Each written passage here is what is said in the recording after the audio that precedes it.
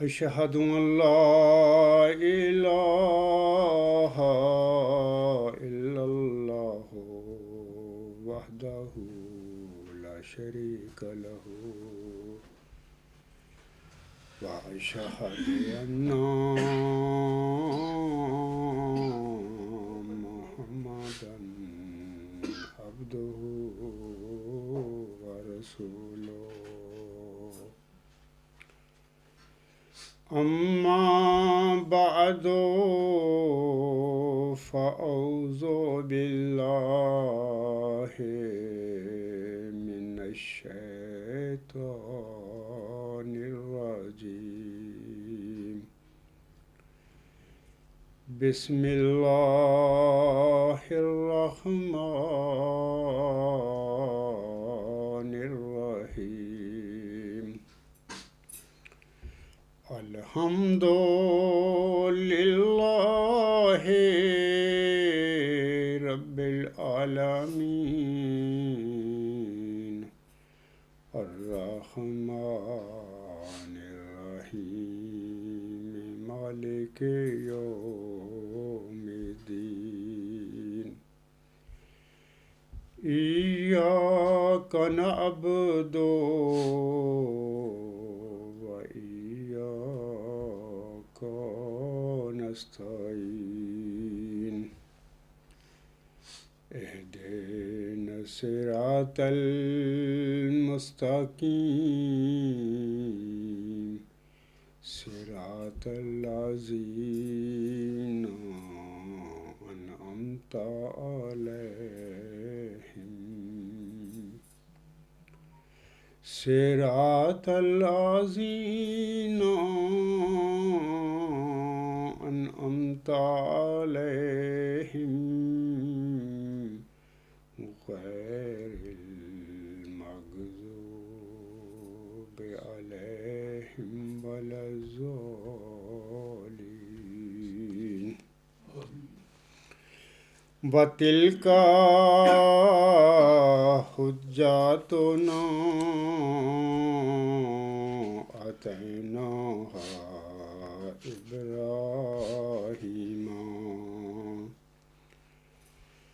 إبراهيم على قومه نرفع درجات من نشاء إن ربك حكيم عليم ووهبنا له إسحاق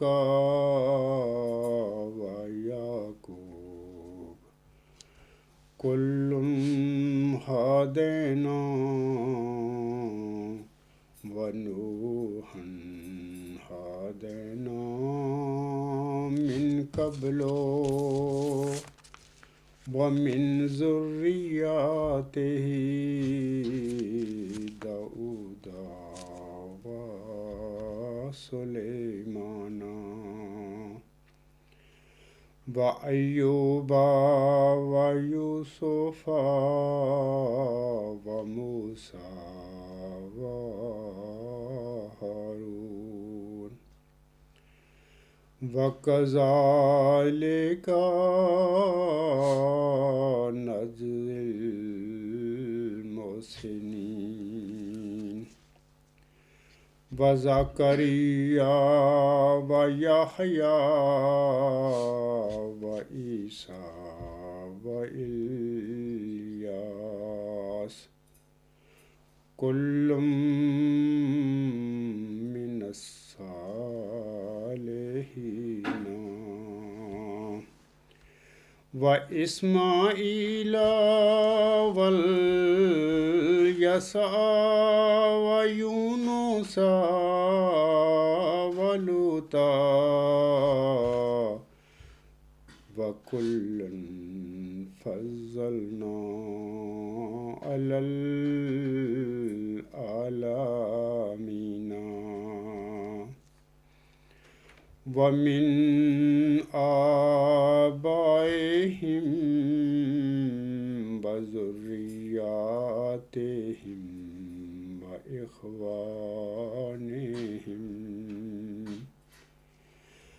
واجتبيناهم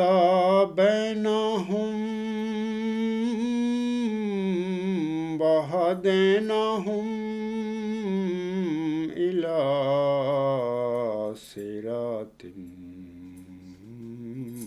مستقيم ذلك هدى الله يهدي به من يشاء من عباده وَلَا أَشْرَكُوا لَحَبِطَ عَنْهُمْ مَا كَانُوا يَعْمَلُونَ أُولَئِكَ الَّذِينَ آتَيْنَاهُمُ الْكِتَابَ والحکم والنبوة فإن يكفر بها هؤلاء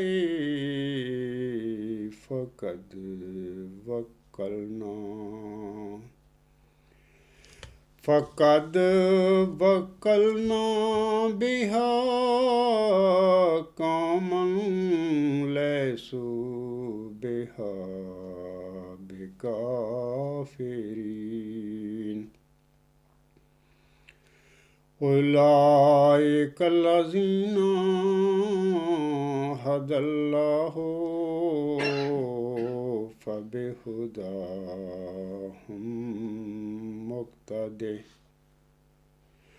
قل لا أسألكم عليه أجرا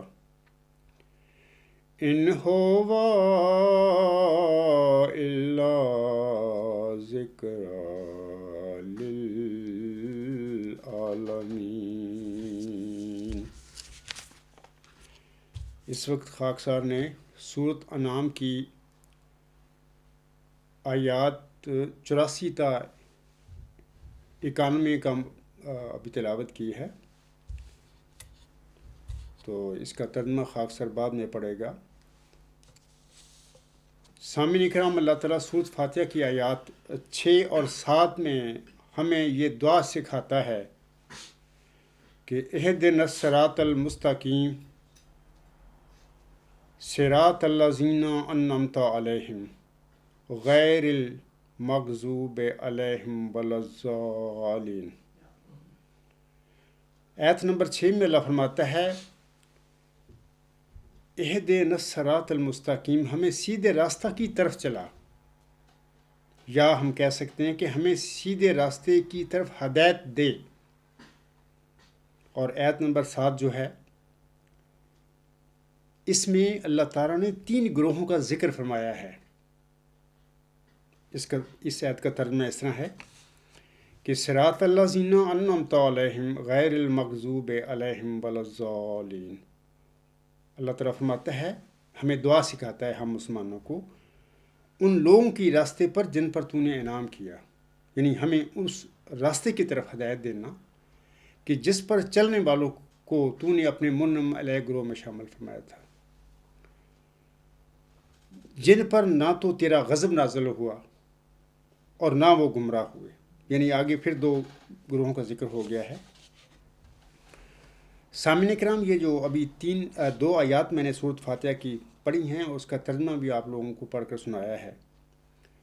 مذکورہ دونوں آیات میں 3 سوالات پیدا ہوتے ہیں۔ پہلا سوال یہ ہے کہ یہ صراط مستقیم کی ہدایت ہے کیا، جس کا اللہ تعالیٰ نے ہمیں 5 دفعہ ہم نماز میں پڑھتے ہیں یہ دعا، اور نوافل میں بھی ہم یہ سورۃ فاتحہ پڑھتی ہیں۔ تو یہ سیدھے راستے کی طرف ہدایت جو اللہ تعالیٰ نے ہمیں دعا سکھائی ہے، یہ ہدایت سیدھے راستے کی طرف ہدایت ہے کیا؟ سورۃ انعام کی آیات 84 تا 91 میں سامعین کرام ابھی جو میں نے تلاوت کی ہیں، ان میں اللہ تعالیٰ نے ہم مومنوں کو صراط مستقیم کی ہدایت کے متعلق بڑے واضح رنگ میں بتا دیا ہے کہ یہ صراط مستقیم کی ہدایت ہے کیا۔ جیسا کہ اللہ تعالیٰ ان آیات میں فرماتا ہے، میں اب دوبارہ ان آیات کا یعنی سورۃ انعام کی وہ جو آیات ہیں ان کا میں آپ لوگوں کو ترجمہ پڑھ کر سناتا ہوں۔ اللہ تعالیٰ فرماتا ہے ان آیات میں، یہ ہماری حجت تھی جو ہم نے ابراہیم کو اس کی قوم کے خلاف عطا کی، ہم جس کو چاہتے ہیں درجات میں بلند کر دیتے ہیں، یقیناً تیرا رب بہت حکمت والا اور دائمی علم رکھنے والا ہے۔ اور اس کو یعنی حضرت ابراہیم علیہ السلام کو اور اس کو ہم نے اسحاق اور یعقوب عطا کیے، سب کو ہم نے ہدایت دی۔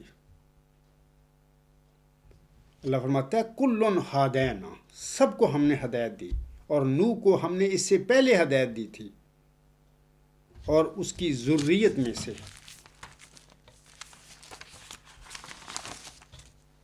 داؤد کو یعنی حضرت ابراہیم علیہ السلام کی آگے اللہ تعالیٰ فرما رہا ہے اس کی ذریت میں سے داؤد کو اور سلیمان کو اور ایوب کو اور یوسف کو اور موسیٰ کو اور ہارون کو بھی، اور اسی طرح ہم احسان کرنے والوں کو جزا عطا کیا کرتے ہیں۔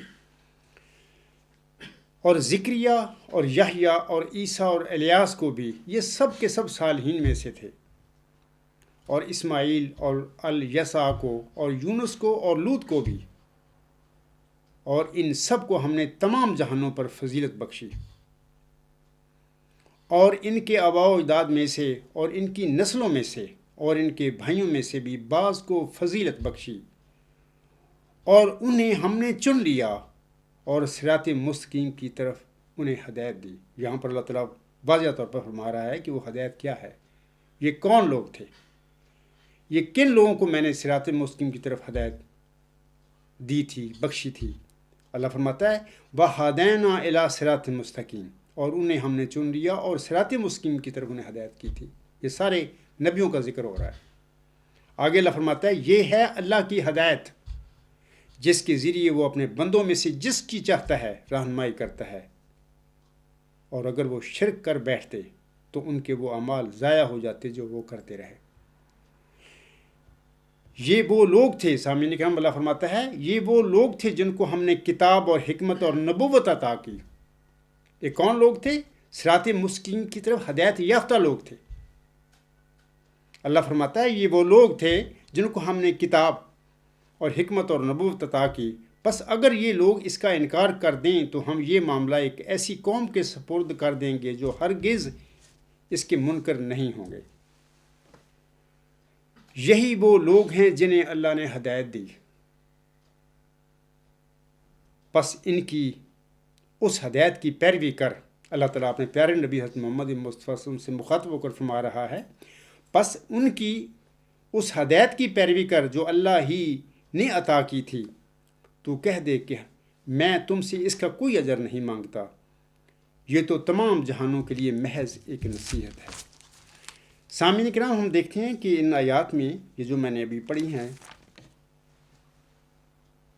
8 آیات ہیں، ان میں 18 نبیوں کا اللہ تعالیٰ نے ذکر فرمایا ہے، اور یہ بھی بتا دیا کہ اللہ تعالیٰ نے ان تمام نبیوں کو سیدھے راستے کی طرف ہدایت بخشی تھی، اور یہی دعا ہمیں سکھلائی گئی ہے سورۃ فاتحہ میں کہ اے میرے بندو یہ دعا پڑھتے رہنا، اہدنا الصراط المستقیم، یعنی اے اللہ ہمیں سیدھے راستے کی طرف ہدایت دینا۔ تو اس کا مطلب یہ کیا ہوا، اس سے کیا بنتا ہے کہ اے اللہ ہمیں بھی تو ان لوگوں میں شامل فرما دینا جن پر تو نے نبی انعام کیا تھا۔ یعنی 18 نبیوں کا یہ جو 8 آیات ابھی میں نے پڑھی ہیں سورۃ انعام کی، ان میں 18 نبیوں کا اللہ نے ذکر فرمایا اور یہ بتا دیا کہ یہ وہ لوگ تھے جن کو میں نے سیدھے راستے کی طرف ہدایت بخشی تھی۔ اور ہدایت ملنے کے ساتھ ہی سامنے کرام نبی انعام بھی مل جایا کرتا ہے۔ اب میں اگلی جو آیت ہے اس میں جو ذکر فرمایا گیا دوسرا سوال جو ہے، پہلے سوال کا تو جواب میں نے دے دیا کہ یہ صراط مستقیم کی ہدایت ہے کیا، تو اللہ نے خود جواب دے دیا، میں نے پڑھ کر آپ لوگوں کو سنا دیا کہ صراط مستقیم کی ہدایت سے مراد اللہ تعالیٰ کی وہ ہدایت ہے جس پر چلنے کے بعد اللہ تعالیٰ اپنے کسی مومن بندے کو نبیوں والا انعام بھی فرما دیا کرتا ہے۔ اگلا جو سوال ہے وہ ہے کہ منعم علیہ گروہ میں کون لوگ شامل ہیں، جیسے کہ دوسری آیت میں ہے صراط الذین انعمت علیہم، ان لوگوں کے راستے پر جن پر تو نے انعام کیا۔ اچھا، وہ انعام یافتہ یعنی منعم علیہ گروہ میں کون لوگ شامل ہوتے ہیں؟ اب یہ سوال بھی سورۃ فاتحہ میں اللہ نے ہمیں دعا سکھلا دی، یہ مانگا کریں مجھ سے کہ اے اللہ ہمیں منعم علیہ گروہ میں بھی شامل فرما، سیدھے راستے کی طرف ہدایت بھی بخش، اور اس کے بعد ہمیں منعم علیہ گروہ میں بھی شامل فرما دینا۔ اب سوال یہ پیدا ہوتا ہے کہ یہ منعم علیہ گروہ کیا ہے؟ اللہ تعالیٰ نے ہی اس منعم علیہ گروہ میں شامل لوگوں کا جواب جو ہے دے دیا ہے سورۃ النساء کی آیت نمبر 70 میں اور 71 میں۔ اللہ تعالیٰ ان لوگوں اس سوال کا جواب دیتا ہے، اپنے بندوں کو، مسلمانوں کو جواب دیتا ہے کہ اے میرے بندو، یہ منعم علیہ گروہ کون لوگ ہیں؟ تو یہ وہ ہیں کہ جیسے اللہ فرماتا ہے وَمَن يُطِعِ اللَّهَ وَالرَّسُولَ فَأُولَٰئِكَ مَعَ الَّذِينَ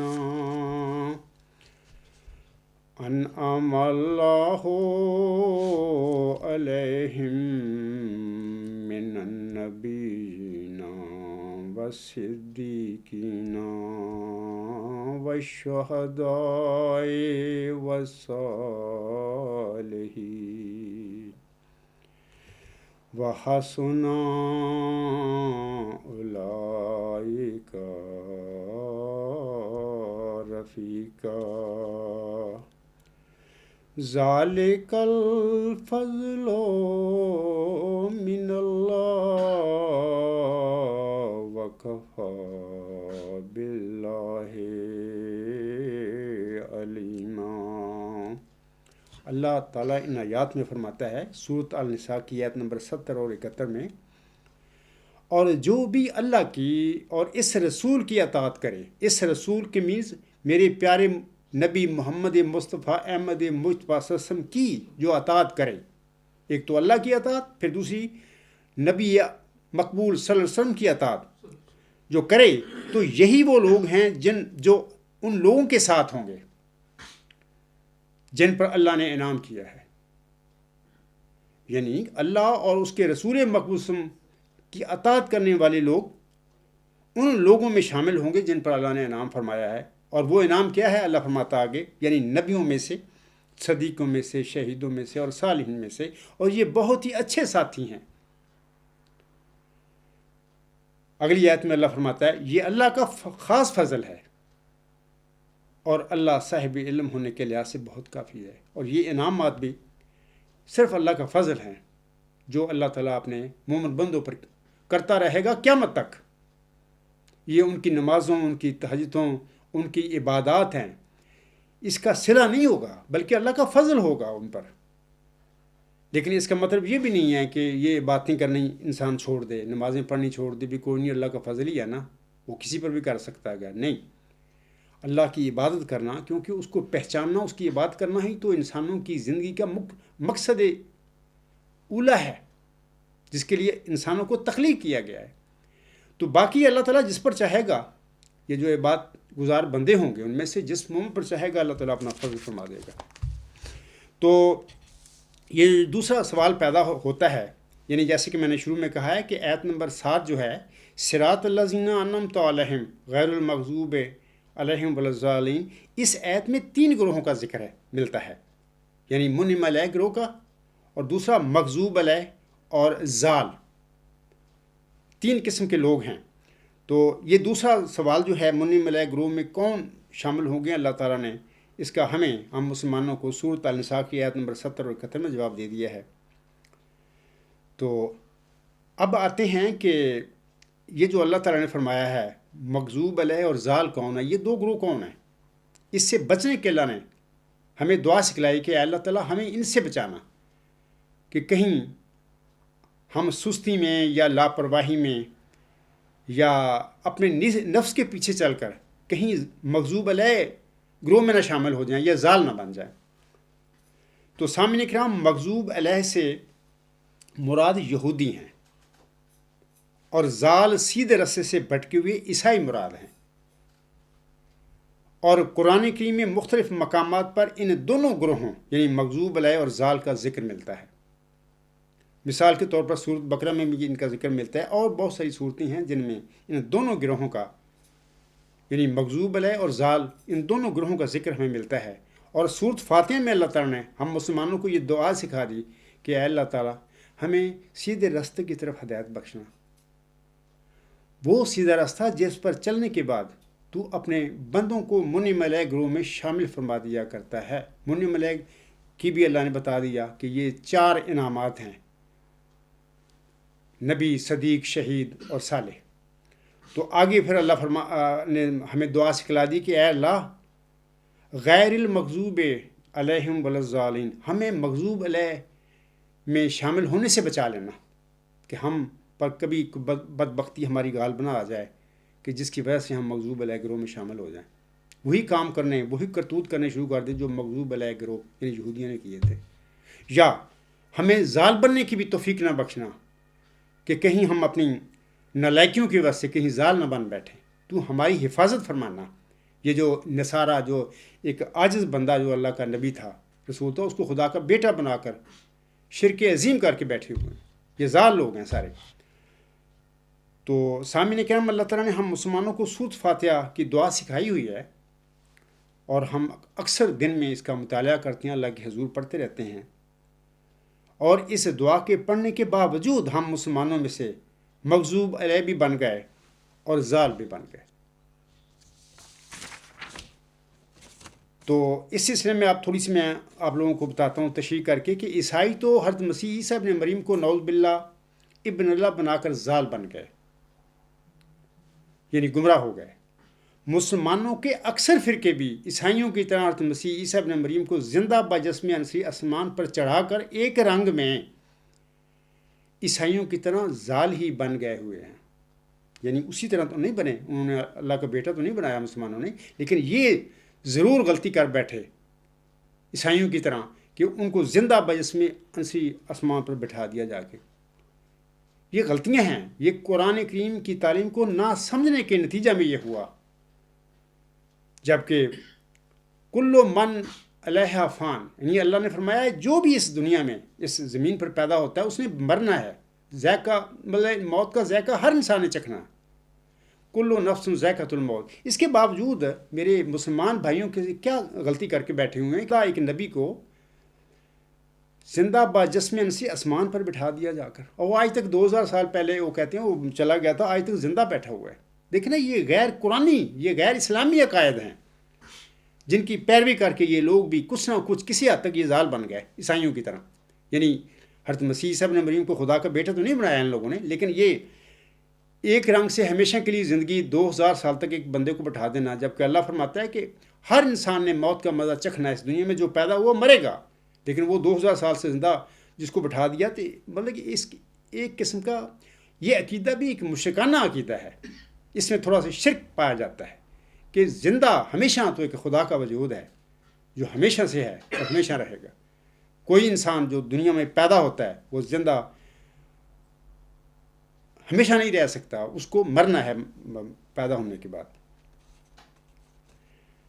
حضرت مرزا غلام احمد علیہ السلام سامعین کرام نے اپنی بعثت کے بعد جس جماعت احمدیہ کو قائم فرمایا تھا 1914 کے بعد، مرزا بشیر الدین محمود احمد صاحب نے اس جماعت کی تربیت اس رنگ میں کی کہ وہ یہودیوں کا چربہ بنا دیے گئے۔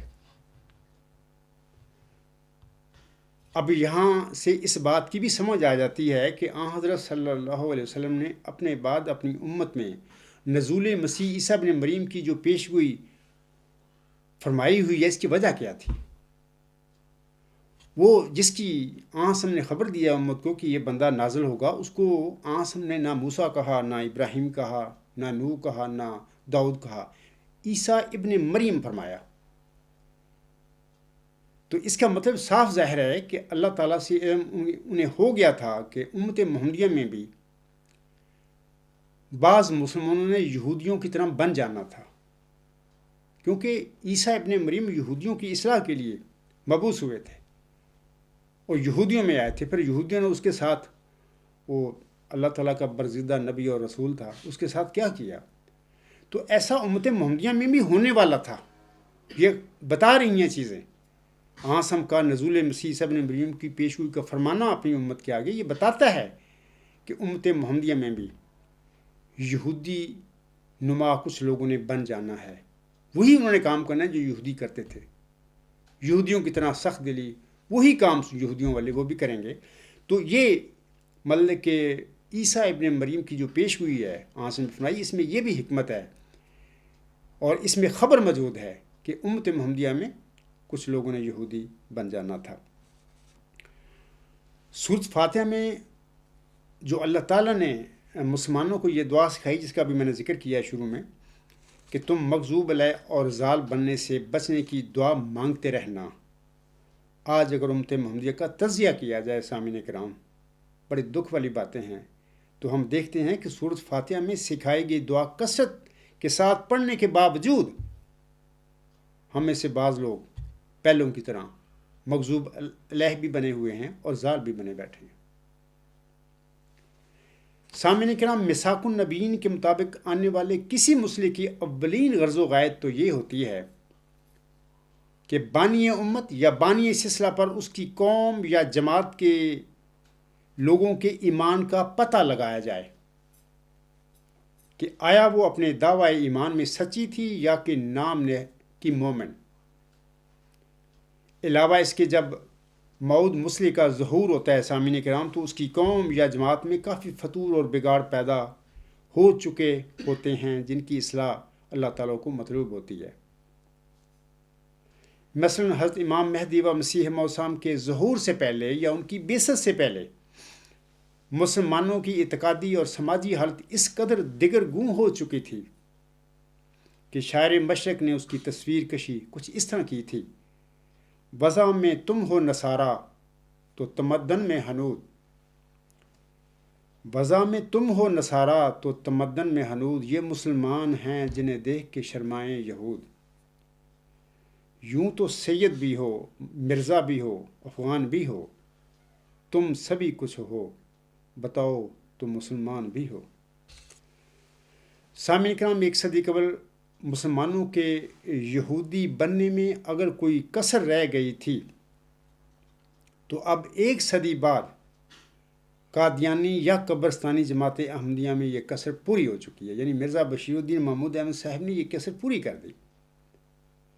آج قادیانی یا قبرستانی جماعت احمدیہ اور 2000 سال پہلے والی یہودی جماعت میں سما کست قلوبکم کا تقابل کر کے دیکھیں تو آپ کو جماعت احمدیہ قادیان یہودی جماعت کی ہو بہو نقل، اس کی کاپی نظر آئے گی.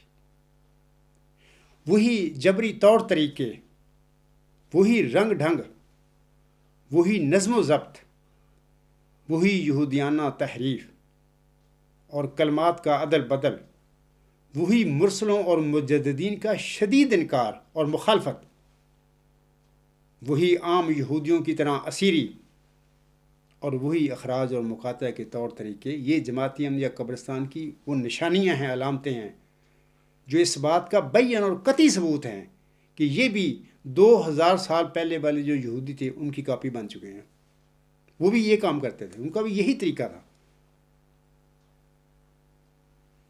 اے میرے بھائیوں، واضح رہے کہ کوئی مسلمان بھی اپنے آپ کو نصرانی، ہندو یا یہودی کہلوانا پسند نہیں کرتا، اور نہ ہی یہ القاب بندوں کی پیشانی پر لکھے ہوتے ہیں. امر واقعہ یہ ہے کہ کسی کے کہنے سے کوئی نصرانی، ہندو یا یہودی نہیں بنتا، بلکہ یہ انسانوں اور قوموں کے رویے اور طرز فکر ہوتا ہے جو انہیں نصرانی، ہندو یا یہودی بنا دیتا ہے. آج یہ یہودیانہ صفات جس شدت سے جماعت احمدیہ قادیان یا قبرستان میں پائی جاتی ہیں، اس شدت سے مسلمانوں کے کسی دوسرے فرقے میں نہیں پائی جاتی۔ آپ تجزیہ کر لیں، کمپیریٹو اسٹڈی کر لیں مسلمانوں کے جتنے بھی فرقے ہیں۔ حضرت مرزا غلام صاحب کے بعثت کے وقت 72-73 فرقے تو تھے مسلمانوں کے، تو جماعت احمدیہ اگلا ایک فرقہ بن گیا، تو آج جماعت احمدیہ کئی فرقوں میں بٹی ہوئی ہے۔ تو آپ دیکھیں کہ مرزا غلام صاحب جب اس دنیا میں مبعوث ہوئے تھے، اس وقت جو 72 مسلمانوں کے فرقے تھے یا 73 جو بھی تھے، ان کا طور طریقہ، ان کا رنگ ڈھنگ دیکھیں، ابھی بھی وہ موجود ہیں فرقے۔ ان میں کوئی بھی ایسی بات نہیں آپ پاؤ گے جو یہودیوں والی ایسی ہوگی۔ یعنی یہ جو ابھی نشانیاں میں نے جماعت احمدیہ قبرستان کی بتائی ہیں، ان میں نہیں پائی جاتی۔ ہاں، عقائد ان کے بگڑ چکے ہیں، عقائد ان کے ہو چکے ہیں، مطلب کہ اوزار بھی بن چکے ہیں اکثریت ان کی، اور یہودیانہ کام بھی کرتے ہیں۔ آنسم نے اپنی روایتوں میں بتایا ہوا ہے کہ میری امت میں بھی ایسے لوگ ہوں گے جو زال بھی بنیں گے اور یہودی بھی بنیں گے، جن کا احادیث کی اتھینٹک جو کتابیں ہیں ان میں ذکر ملتا ہے۔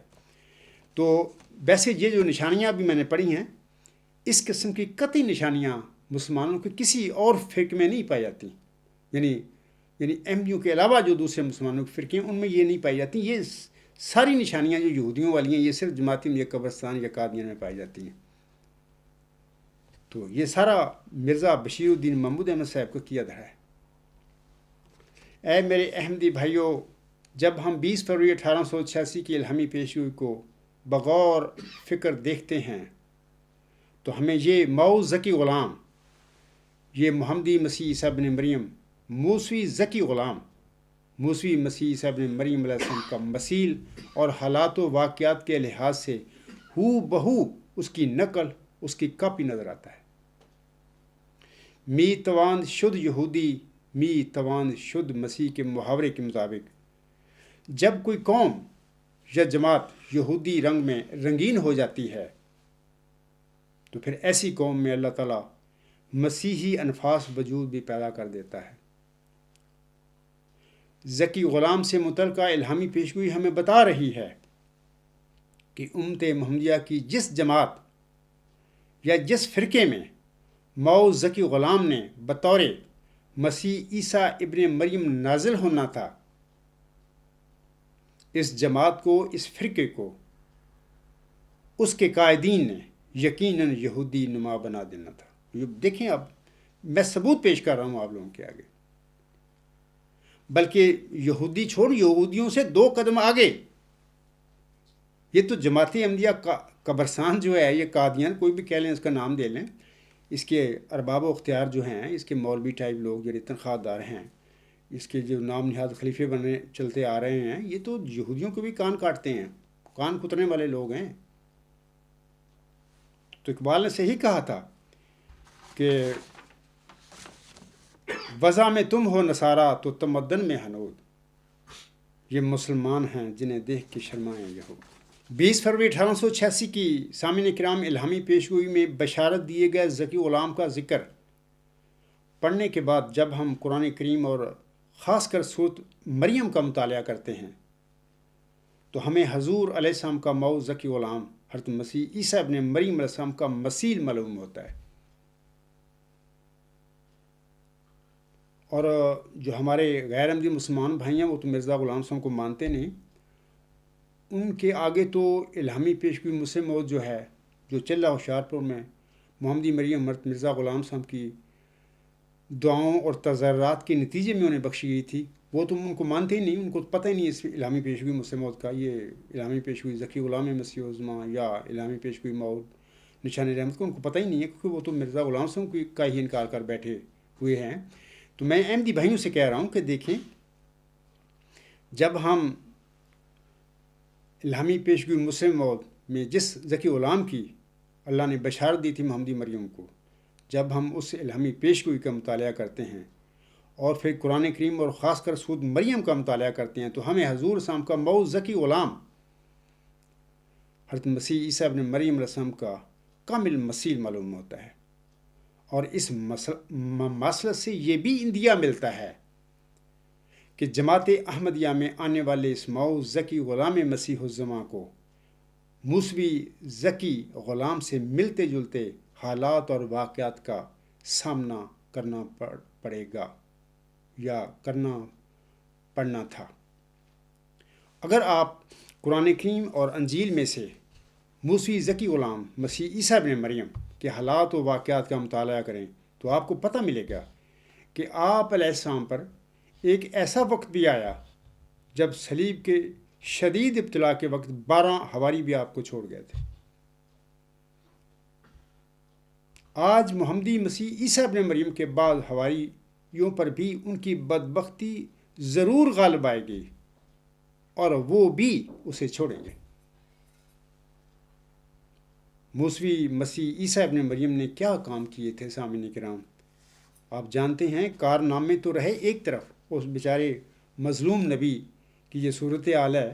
جب ہم قرآن کریم پڑھتے ہیں یا بائبل پڑھتے ہیں، انجیل پڑھتے ہیں، تو کارنامے تو رہے ایک طرف، وہ تو بیچارہ بدبخت یہودیوں کے غیظ و غضب کا شکار ہو کر اپنے آپ کو صلیب سے بھی نہ بچا سکا۔ وہ کارنامے اس نے بیچارے نے کیا کرنے تھے؟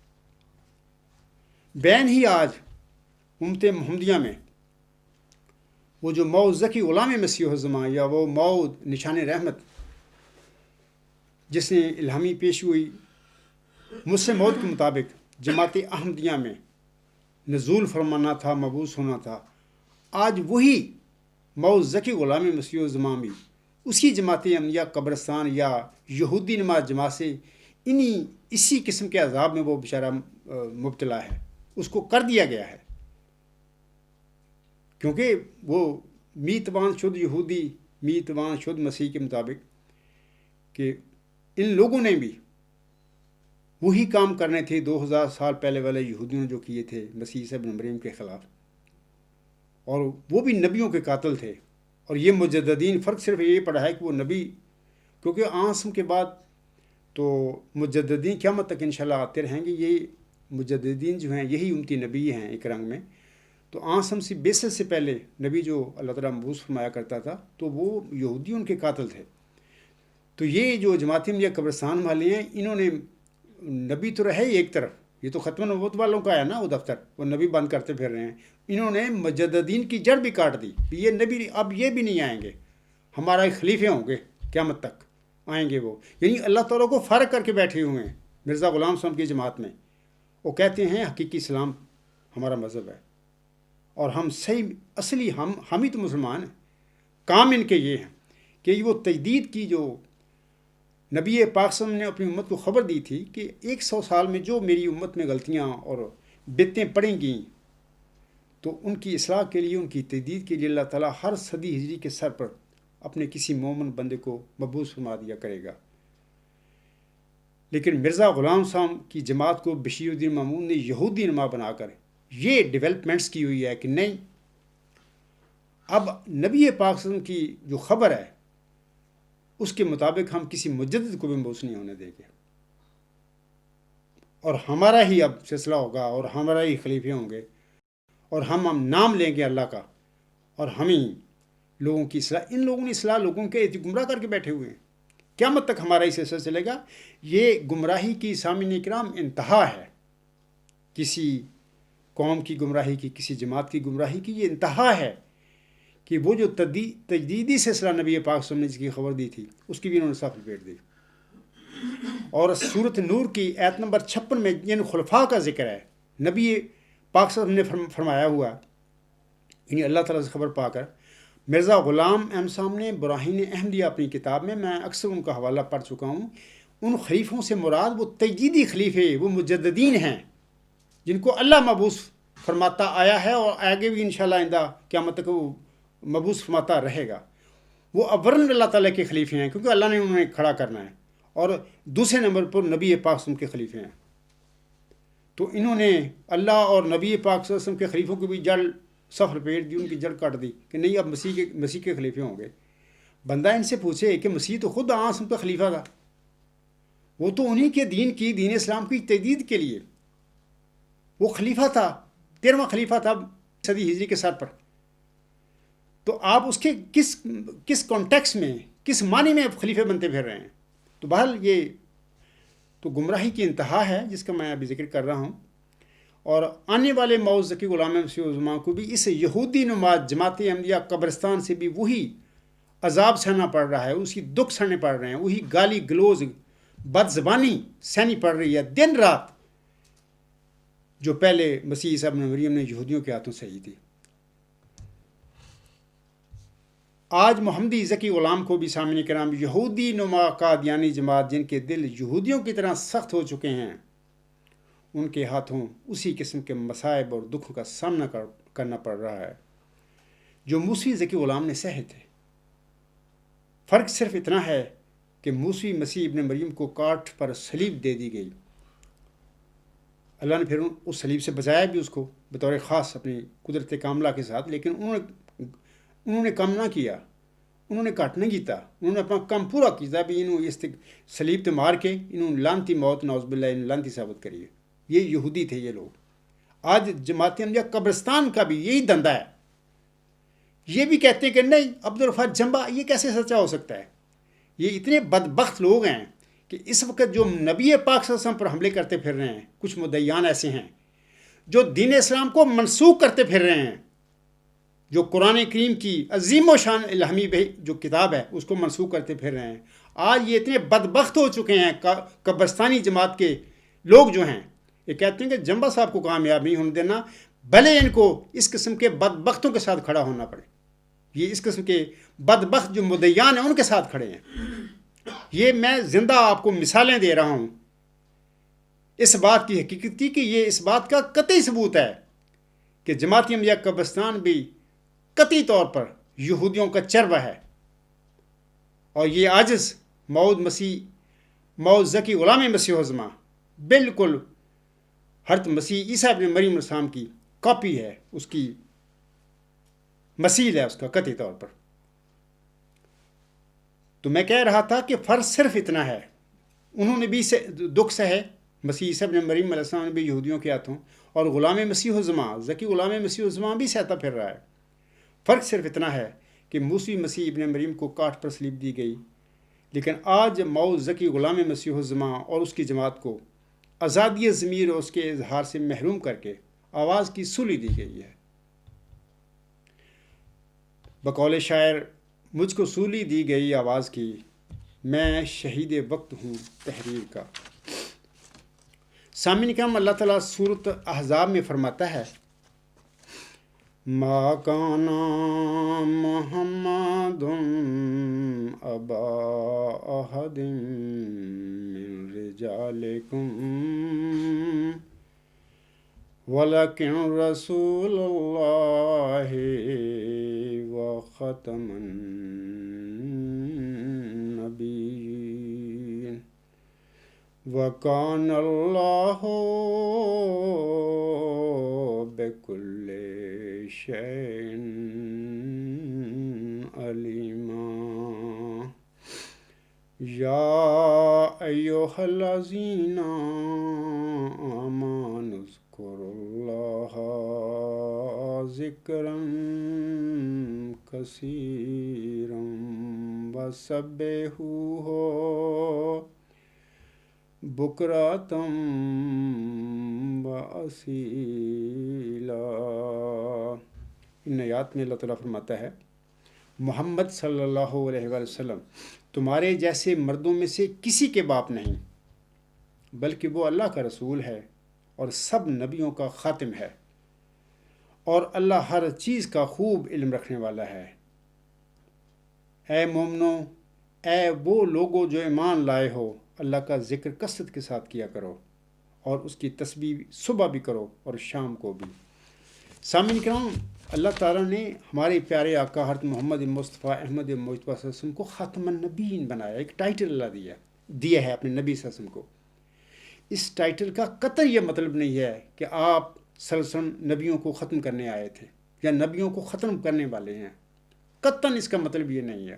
ابھی میں نے سورۃ فاتحہ پڑھی ہے، سورۃ انعام کی آیات پڑھی ہیں، سورۃ النساء کی آیات پڑھی ہیں، جگہ جگہ پر اللہ تعالیٰ نے امت محمدیہ سے وہی جو سابقہ انعام ہیں پہلے امتوں کو بھی ملتے رہے، منعم علیہ یعنی نبیوں کے، صدیقوں کے، شہیدوں کے اور صالحین کے، وہ سارا امت محمدیہ سے وعدہ کیا ہوا ہے۔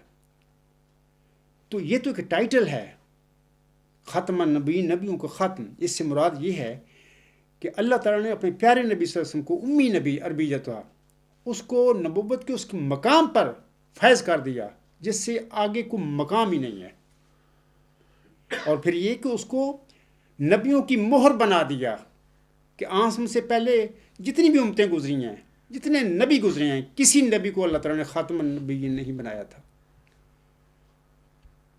بعض اوقات غیر احمدی لوگ اعتراض کرتے ہیں بڑے تمسخر کے ساتھ، ٹھٹھا کے ساتھ، کہ مرزا غلام صاحب کبھی ذیلی نبی، کبھی امتی نبی کہتے ہیں، کبھی بروزی نبی کہتے ہیں۔ میں ان کو سمجھانا چاہتا ہوں کہ دیکھیں، یاد رکھیں، یہ تمسخر نہ کریں اس انسان کے ساتھ، تمہارے آگے آ جائے گی سب کچھ۔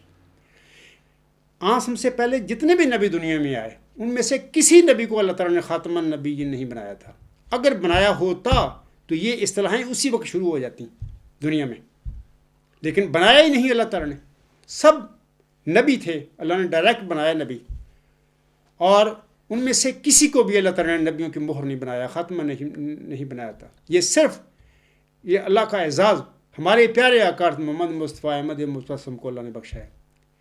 اس کا مطلب صرف اتنا ہے کہ اب آسم کی بعثت کے بعد جس انسان کو بھی اللہ تعالیٰ نبی انعام بخشے گا، اس انسان پر، اس مسلمان پر، اس مومن پر لازم ہوگا کہ وہ اللہ تعالیٰ کے ساتھ نبی پاک صلی اللہ علیہ وسلم کی اطاعت کا جوا بھی اٹھائے،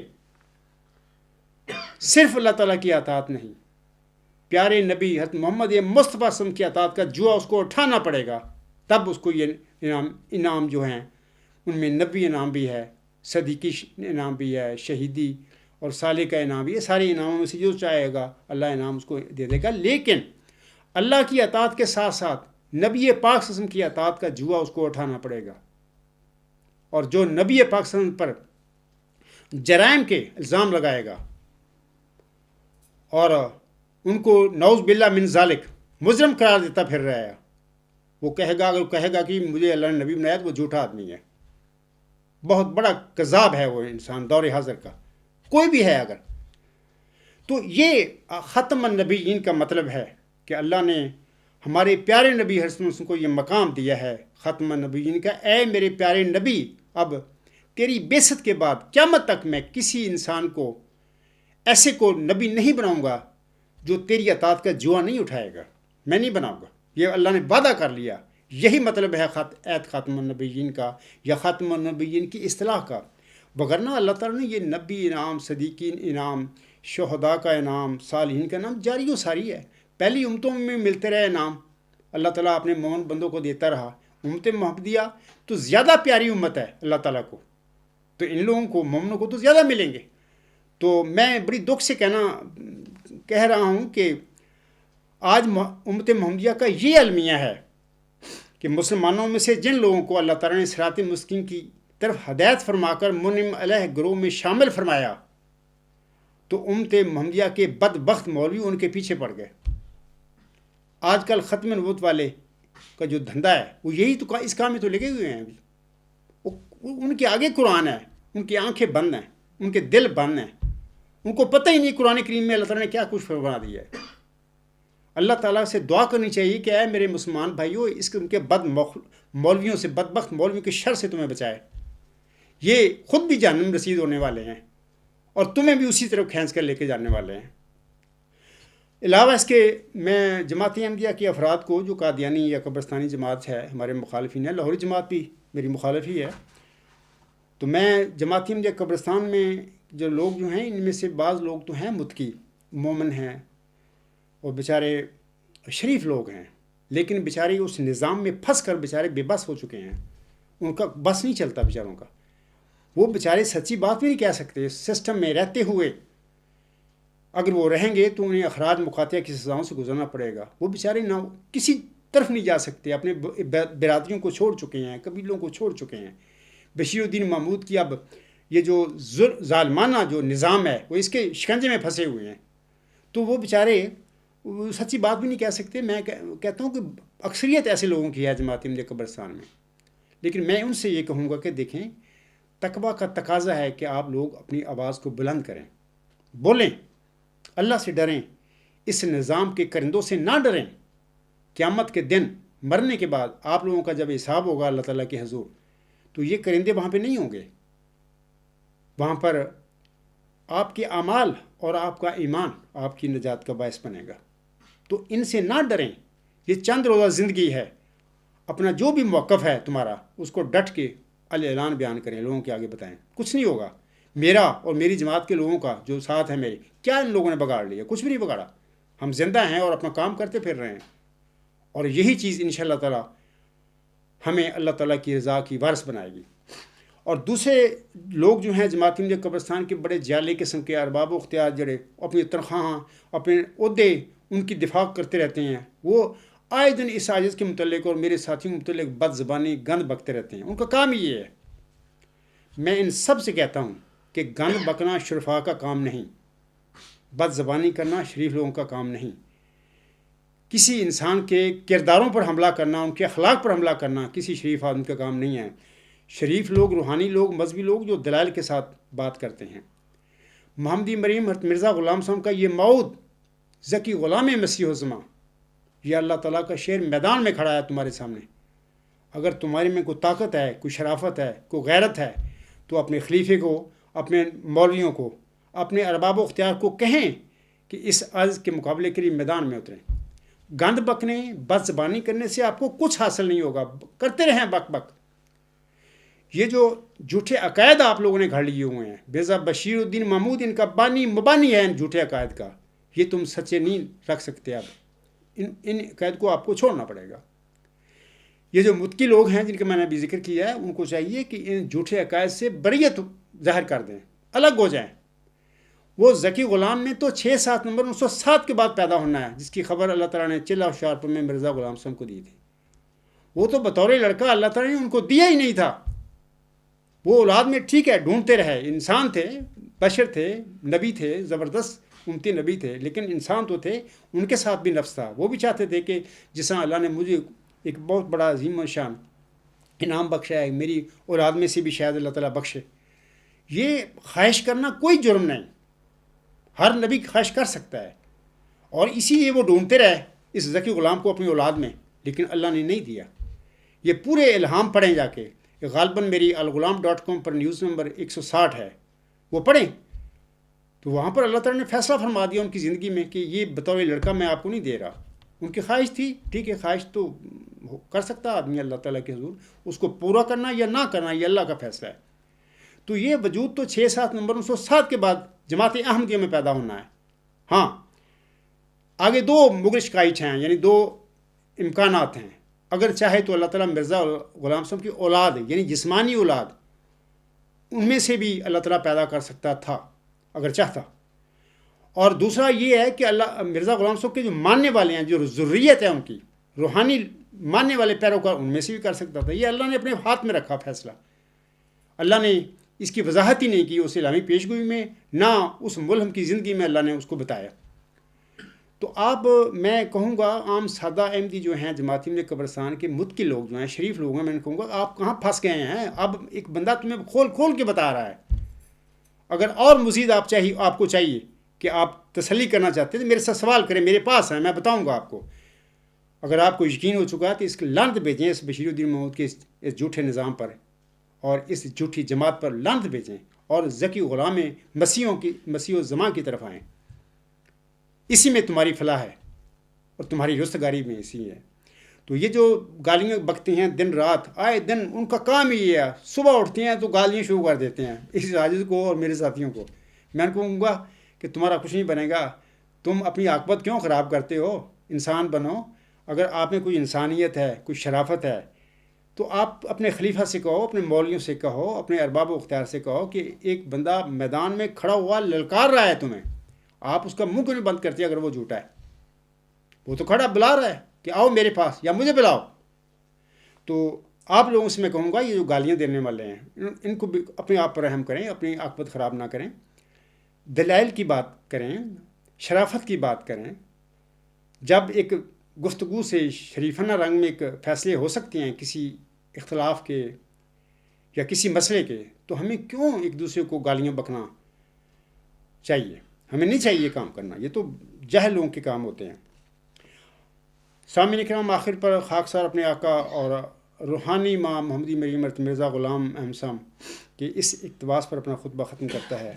آپ علیہ السلام فرماتے ہیں, آج میری بھی یہی دل کی آواز ہے اور میں بھی اگر اپنے طور پر کچھ آپ لوگوں کو کہنا چاہوں تو یہی الفاظ میں بھی کہوں گا آپ کو۔ حضور صاحب فرماتی ہیں، یہ آپ کی کتاب ہے ایام الصلح، روحانی خزائن، جلد 14 صفحہ 23 پر۔ آپ علیہ السلام فرماتے ہیں، اے نادانوں اور اندھو، مجھ سے پہلے کون صادق ضائع ہوا جو میں ضائع ہو جاؤں گا؟ کس سچے وفادار کو خدا نے ذلت کے ساتھ ہلاک کر دیا جو مجھے ہلاک کرے گا؟ یقیناً یاد رکھو اور کان کھول کر سنو کہ میری روح ہلاک ہونے والی نہیں اور میری سرشت میں ناکامی کا خمیر نہیں۔ مجھے وہ ہمت اور صدق بخشا گیا ہے جس کے آگے پہاڑ ہیچ ہیں۔ میں کسی کی پرواہ نہیں رکھتا، میں اکیلا تھا اور اکیلا رہنے پر ناراض نہیں۔ کیا خدا مجھے چھوڑ دے گا؟ کبھی نہیں چھوڑے گا۔ کیا وہ مجھے ضائع کر دے گا؟ کبھی نہیں ضائع کرے گا۔ دشمن ذلیل ہوں گے اور حاسد شرمندہ، اور خدا اپنے بندہ کو ہر میدان میں فتح دے گا انشاءاللہ تعالی۔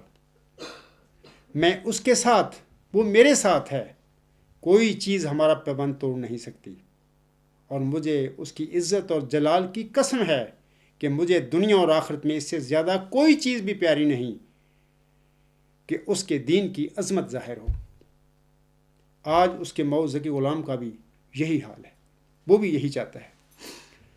آگے حضور صلی اللہ علیہ وسلم فرماتے ہیں، اس کا جلال چمکے، اس کا بول بالا ہو، کسی ابتلا سے اس کے فضل کے ساتھ مجھے خوف نہیں، اگرچہ ایک ابتلا نہیں کروڑ ابتلا ہو۔ ابتلاؤں کے میدان میں اور دکھوں کے جنگل میں مجھے طاقت دی گئی ہے۔ اسی پہ میں اپنا خطبہ ختم کرتا ہوں۔ والحمد للہ والصلاۃ والسلام علی رسولہ محمد المصطفیٰ افضل الرسول وخیر الورا سیدنا و سید کل ما فی الارض والسماء وما علینا الا البلاغ وآخر الدعوانا الحمد للہ رب العالمین۔ اولم و آخرم و ظاہرم و باطنن هو مولانا نعم المولا و نعم النصیر و نعم الوکیل۔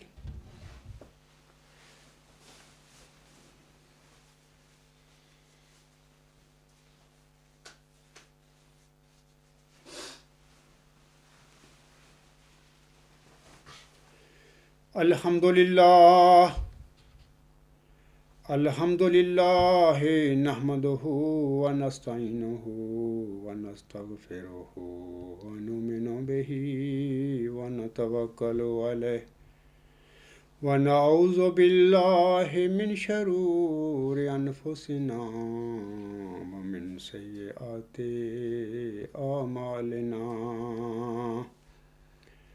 من یہدہ اللہ فلا مضل لہ ومن یضللہ فلا ہادی لہ، ونشہد ان لا الہ الا اللہ ونشہد ان محمدا عبدہ ورسولہ۔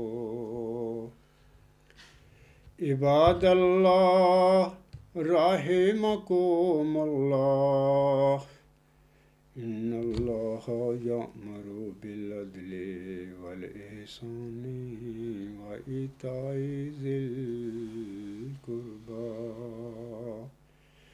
وینہی عن الفحشاء والمنکر والبغی یعظکم لعلکم